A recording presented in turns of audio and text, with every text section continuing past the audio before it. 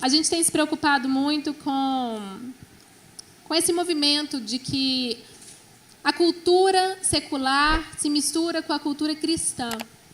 E, de certa forma, parece que há um ponto de equilíbrio entre as duas culturas. Mas, se não ficarmos atentas, nós vamos sempre procurar o ponto de igualdade e não o ponto de diferença. Eu creio que a igreja ela impacta o mundo pela diferença e não pela semelhança. Então, hoje a gente vai trazer um pouquinho dessa discussão para cá, para que vocês também possam aprender e se posicionar. Eu queria perguntar, primeiramente, a Priscila. Priscila tem sido um ícone completamente usada nessa expressão da cultura, expressão da arte. O projeto que ela está à frente, o ASO, ele traz a cultura de uma forma muito incrível para dentro da nossa realidade cristã. E, Pri, eu queria saber, assim, maravilhoso todo esse engajamento cultural, todo esse envolvimento artístico. Mas fala pra gente, como é que é para você, onde que está o ponto em que você fala assim, aqui é o momento de parar, aqui é o momento de dizer, espera aí, a gente não pode entrar mais um pouquinho, a gente não pode ir mais além. Como é que isso é para você? Eu acho que não é sobre... Primeiramente, não é sobre onde a gente pode ou não entrar, mas sobre se o lugar tem a capacidade ainda de mudar a gente, ou a gente tem a capacidade de mudar o lugar, entende? Eu acho que é essa mentalidade que a gente precisa mudar, sabe? Porque eu acho que o que a gente precisa realmente fazer é ser luz, e geralmente os lugares que precisam de luz são lugares escuros. Então, são lugares onde a gente considera lugares mundanos ou lugares do mal. Mas eu acho que essa mentalidade de eu não posso pisar ali porque eu sou crente. Não, se você for crente de verdade, você pode estar ali o quanto você for, você não vai mudar. Aquele lugar não vai ter a capacidade de te influenciar. Então, eu acho que a antítese, na verdade, não é até onde cultura e cristianismo se misturam, mas é sobre a sua obediência independentemente do lugar onde você está, sabe? É nisso que eu acredito. Se nós somos cristãos verdadeiramente transformados, nós vamos ser discípulos tanto na igreja quanto fora da igreja. Então, eu acho que a pauta, sabe, não é onde cultura e cristianismo se misturam, porque o reino de Deus é uma cultura. Nós fomos aqueles a quem Deus delegou a função de cultivar a terra. Então, um padrão cultural, digamos assim, quem era para estar ditando era os cristãos, né? Segundo aí os padrões bíblicos, Deus deixou padrão bíblico e leis estruturais para todas as esferas, para todas as coisas. É que a gente deu uma vacilada enfim, em algum momento, mas eu creio que ainda há muito que a gente pode fazer. Mas eu acho que você tem que agir com sabedoria. Eu acho que eu não vou dizer limite, porque a gente não conhece os planos de Deus, a gente não sabe para até onde Ele quer levar a gente. Então, eu acho que a gente tem que investir, na verdade, na sensibilidade, não tipo, eu vou olhar para cá e eu vou estabelecer quais são os limites. Não, eu vou deixar o Espírito Santo me guiar, eu só preciso ser sensível, porque Ele é quem vai estabelecer, sabe? Então, eu acho que a questão é só investir em sensibilidade e deixar ser guiado pelo Espírito Santo. Quando Ele achar que a gente está devidamente preparado para acessar tais lugares, eu acho que é lá que a gente vai estar mesmo. Ótimo, maravilhoso. Fala alguma coisa? Eu acho também que é importante você ser intencional, né? Eu estou lá para mudar ou eu estou indo... porque eu acho que eu tenho que estar aqui. Como a Pri falou, realmente é bem isso. Nós precisamos impactar, nós precisamos mudar a realidade, nós precisamos levar Jesus para essas pessoas, para essas esferas da sociedade, mas é muito importante que nós tenhamos maturidade e sejamos intencionais. Tenhamos uma cobertura, tenhamos pessoas que nos ajudem e que possamos entender o tempo de cada coisa. Tem pessoas que, no primeiro amor, já no início, né, elas já querem alcançar um lugar que é muito perigoso. Mas quem está já há um tempo, quem já está há um período, que já sabe que aquele foi um propósito que Deus colocou, que é específico, precisa andar assim debaixo de uma cobertura, com orientação, porque é muito perigoso. Se você não estiver firme e convicto no que você carrega, você pode também ser influenciado. É como a Pri falou, você vai ser influenciado ou você vai influenciar. E tudo isso tem a ver com maturidade. A gente não é só, nós não precisamos ser guiados simplesmente pela nossa intenção do coração de, eu tinha boas intenções. Não é essa intenção que você tem que ter, tem que ser intencional, assim, eu estou lá para mudar, então eu estou indo lá para mudar e eu vou sair de lá só quando eu mudar. Então é bom a gente virar essa chave, porque só a vontade de, eu preciso estar lá, não, isso não muda. Você tem que realmente fazer as coisas bem intencionais. Maravilhoso. Pastora Tânia, com tanta experiência. Bom, eu quero lembrar a vocês alguns textos da Palavra de Deus que se aplica na resposta a essa pergunta. Pedro fala, vós sois raça eleita, nação santa, sacerdócio real, povo escolhido, a fim de proclamar as virtudes daquele que vos chamou das trevas para a luz. Isso, mesmo.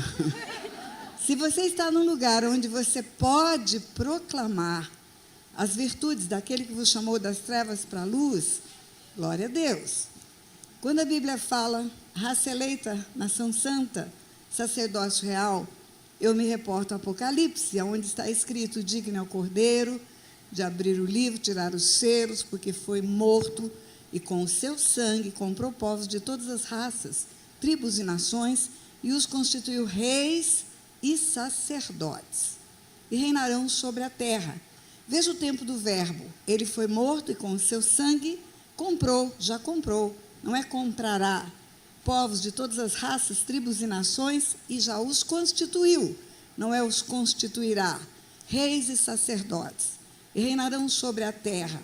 Então, quando você escuta falar que ele é rei de reis, você imagina que ele é rei da rainha da Inglaterra, da rainha da Escócia, da rainha da Holanda? Não, ele é rei de um reino sacerdotal, do qual fazemos parte. E rei e sacerdote é o quê? Você, como sacerdote, você tem uma conexão com o céu, mundo espiritual, céus abertos, novo e vivo caminho foi aberto, e você chega ao Pai, você espiritualmente já está sentado com Ele à destra de Deus. Isso é o sacerdócio. E o que é o reino? É um governo na terra. É você em todos os lugares aonde você tiver acesso, em todos os lugares onde você puder ir e dizer, o reino de Deus é chegado, o reino de Deus é chegado, esse é o seu papel na terra. Agora, veja bem, desde João Batista, passando por Jesus, antes de dizer o reino de Deus é chegado, tem uma palavra que diz, arrependei-vos, porque o reino de Deus é chegado. Então, você estar em lugares, apenas por estar, eu já aplicaria outra palavra bíblica, não se assente na roda dos escarnecedores. Se você conseguir ser sal e luz em qualquer lugar e puder proclamar as virtudes daquele que vos chamou das trevas para a luz, vai que é tua. Pode pegar descendo, chega chegando, porque Deus vai usar a sua vida. Mas nós não podemos nos conformar com esse mundo. Sabe o que é conformar? É tomar forma. Quando você escuta a palavra não vos conformeis, você imagina que é um inconformismo, de você dizer, céus, dor, está tudo muito ruim, o mundo está caído. Não é isso, não. Não vos conformeis com esse mundo, é não tomeis a forma do mundo. Eu me imagino numa forma de bolo. Se a forma for redonda, o bolo sai redondo. Se a forma for quadrada, o bolo sai quadrado. Então, não tome a forma daquilo que está nas trevas, mas transforma aquilo que está nas trevas em luz. E aí, você pode ir para todos os lugares, porque o Senhor vai com você, eu creio nisso. Amém, glória a Deus. Pastora, eu quero aproveitar que a palavra está com a senhora. E eu conheço o seu trabalho, a senhora tem um ministério incrível de cura e libertação, lá no CIO, que eu já estive lá também. E eu quero saber da senhora, com essa experiência, a senhora atende várias pessoas. Onde que a senhora sente que a identidade da mulher a identidade em Cristo da mulher, ela tem se perdido nesse caminho? É em busca do lugar de afirmação. Se eu fui formada à imagem e semelhança de Deus, é lá a minha fonte. É lá a minha fonte de inspiração, é lá a minha forma. Não é? Homem e mulher foram formados à imagem e semelhança de Deus. Você vai para Gênesis capítulo 5, diz assim, essa é a genealogia de Adão. No dia em que Deus formou o homem, humanidade. No dia em que Deus formou o homem, macho e fêmea, os formou. Olha bem, o homem é singular, ou é artigo masculino definido singular, mas em seguida usa os, que é plural. E o texto continua, macho e fêmea os formou e os abençoou e deu a eles o nome de Adão. Então, aquele ser único, formado à imagem e semelhança de Deus, que recebeu o nome de Adão, é o protótipo número 1 da humanidade. Ali estavam inseridos todo o gênero masculino e todo o gênero feminino. E um dia Deus fez cair pesado sono sobre Adão, abriu seu peito, tirou uma parte, levou e devolveu. Devolveu uma parte do projeto único que ele tinha criado. Separou, na verdade. E quando Adão diz, é osso dos meus ossos, é carne da minha carne, ele está dizendo, é parte minha que eu estou vendo aqui à frente. Então, o projeto de Deus, ao formar o homem, é formar um ser à imagem e semelhança dele. É ter características dele. Características de caráter, características de espiritualidade, características de amor. Todos os atributos de Deus, eles podem ser buscados por nós. E nós sabemos que, com o passar do tempo, os modelos foram trocados. As mulheres começaram a trocar os seus modelos por protótipos de mulheres magérrimas, mulheres elegantes, mulheres ultraplastificadas, e etc, etc, etc. E começaram a buscar respostas aonde só tem resposta para um tempo que vai passar. Aqui eu tenho 4 jovens mulheres. Elas têm idade para ser neta. Quantos anos você tem? 25. 25. Eu tenho uma neta de 31. Eita. Eu tenho bisneto. Vai passar esse A gente tempo não de fala toda mais. essa elegância. Vai ter que ficar mais ou menos assim, mais fofinha. Em casa eu já sou não é assim. gostosinha ainda, mas vai mudar. Então, o nosso padrão, o nosso modelo, como é? Muito linda. Muito bem, amor. Deus te abençoe essa visão. Multiplica. O nosso modelo, ele não pode ser fixado em coisas passageiras e fúteis, mas em coisas que sejam eternas. Porque o que tem aí, sentadinho nesse banco, é apenas uma casca. E essa casca vai descascar, o corpo vai voltar para o pó. E o espírito, que é eterno, vai voltar para Deus, que o deu. A eternidade mora no coração do homem, você é um ser eterno.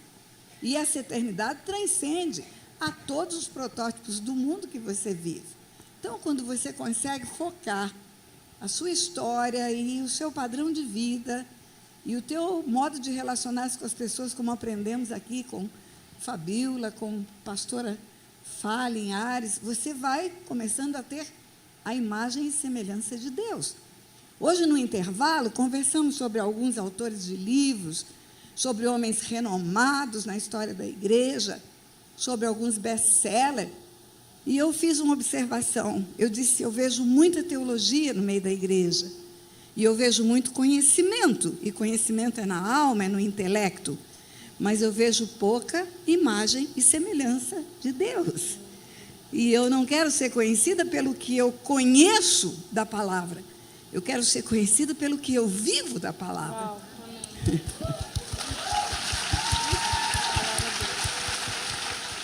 E para você, Pri? Conta para mim. Ô, Pri, eu acompanho o seu stories, é incrível. Eu imagino tanto de coisas que acontecem na sua você vida. está falando? Eu imagino tanto de coisas que acontecem na sua vida. Você está em São Paulo. Eu faço mestrado lá em São Paulo e é um mundo... Eu me sinto tão pequenininha lá. São Paulo acontece... Na verdade, São Paulo não para, né? Então, tudo acontece o tempo todo em São Paulo. É realmente... para trabalho é bom, né? Assim, funciona, as coisas funcionam muito rápido, né? Essa questão de trabalho. É tudo muito corrido, tem muita opção, muita coisa para fazer, mas o meu padrão assim de tomar decisões é sempre: faz isso, é muito bom. Mas não é, a gente não faz as coisas porque aparenta ser bom ou não. A gente faz se é o que Deus mandou fazer ou não. Então, aparece realmente muita coisa o tempo todo. E tem que saber filtrar. Tem que saber filtrar, porque tem muita coisa boa que aparece. E eu sou uma pessoa... A Fabíola falou uma coisa importante no começo sobre ser uma pessoa debaixo de cobertura. Uma coisa que eu prezo muito e que eu passo adiante para vocês, principalmente as mais novas... Eu tenho muitos mentores. Tenho exatamente 4 pessoas que semanalmente eu faço uma reunião via celular e eu falo: aconteceu isso, isso, isso, preciso tomar tais e tais decisões. São homens e mulheres de Deus que, antes de tomar qualquer decisão, eu ouço essas pessoas. E eu estou sempre passando todas as propostas que eu recebo. E aí, o que você acha? E eu sou muito empolgada, muito empolgada com as coisas. Então, às vezes eu me empolgo demais. E essas pessoas servem para pôr o meu pé no chão, abrir os meus olhos quando eu estou sorrindo demais e está fechado, eu não consigo ver, porque eu sorrio para tudo, assim. Fulano quer não sei o quê. Que legal, vamos fazer. Tudo para mim, vamos fazer. Mas essas pessoas são as pessoas que me põem no chão e... Enfim, aí eu observo todas as questões junto com elas, elas me mostram os prós, os contras, e me ensinam também a fazer isso sozinha. Isso é muito interessante. Elas não tomam decisões por mim, elas me instruem para que eu tome as decisões baseada na experiência e, enfim, na sabedoria que eu posso pegar dos mais velhos, né, ao meu redor, enfim. Mas é muita coisa acontecendo ao mesmo tempo. Então tem que saber, porque nem tudo que é bom é de Deus. O diabo se fantasia de coisa muito boa também. Então... tem que ter bastante discernimento. E nesse meio que eu estou, meio artístico, tudo é muito convidativo. O artista é muito almático, né? Então, eu tenho que ter a minha alma bem sujeita ao meu espírito sempre. Muito jejum e oração. Orem por mim, inclusive. Pode orar. Eu aceito. Ótimo. Pastora Tânia, dá essa opinião, essa palavra de sabedoria aqui para a gente. A respeito disso? Sobre essas coisas já disseram de tudo. já, né? Já. Volto para a Bíblia. Uma casa edificada sobre a rocha não cai. Vem vento, vem chuva, vem tempestade. Sim. Vem sobre todas as casas. A diferença é que ela não cai, ela tem uma estrutura, ela tem um lastro. E o lastro é Jesus, não é? Pode até ter uma tentaçãozinha, mas se tem o Espírito vai gritar. Pode até dar uma escorregada, cometer um pecado, mas vai se arrepender e vai voltar. Eu falo que a diferença entre Saul e Davi era exatamente essa. Eu sempre perguntei por que Deus desistiu de Saul e não desistiu de Davi. Por que Deus fala para o profeta Samuel: não ore por Saul, porque eu já desisti dele? E o pecado de Saul foi tão pequeno perto do pecado de Davi. Davi cometeu adultério e homicídio.